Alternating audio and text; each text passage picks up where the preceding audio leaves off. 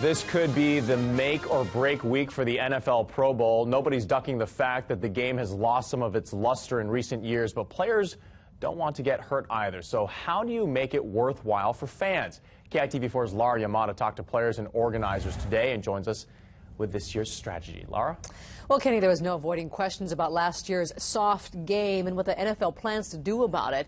But the league is also trying to give the event extra legs by boosting marketing to international visitors, Japan, China, Australia, and expanding local events all week to show its commitment to Hawaii fans. I don't want to lose it. At the launch of Pro Bowl week, there was a renewed commitment and hope the Pro Bowl legacy will not only live on, but continue to make Hawaii its home.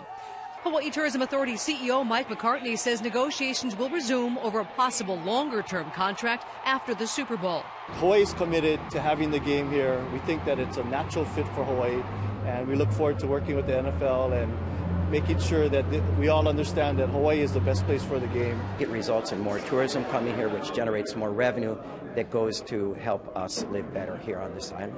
The state paid just over $4 million to host the game this year, but the payback is expected to be huge.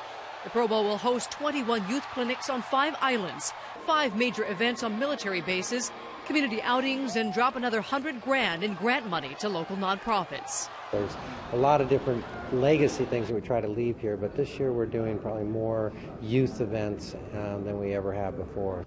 Check out this stuff. This stuff is called Field Turf. Now, this is all thanks to a $200,000 grant several years ago by the NFL and its grassroots organization. Roosevelt High School, one of many benefactors. But heavy criticism over lackluster play has clouded the pros of the Pro Bowl in recent years. So much so, the NFL and its players made sure this year they scored extra points off the field, too. We've had serious discussions with the Players Association about the importance of upgrading the quality of this game.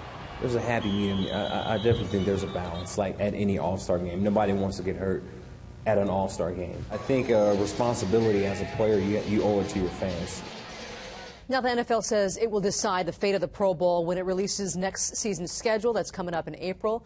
The HTA will be involved in negotiations up until then. The league has talked about possibly moving the event to the same city as the Super Bowl or dissolving the event altogether. But today, there was no talk of that, Kenny, only the effort to keep it right here in Hawaii. Back to you. All right, hopefully.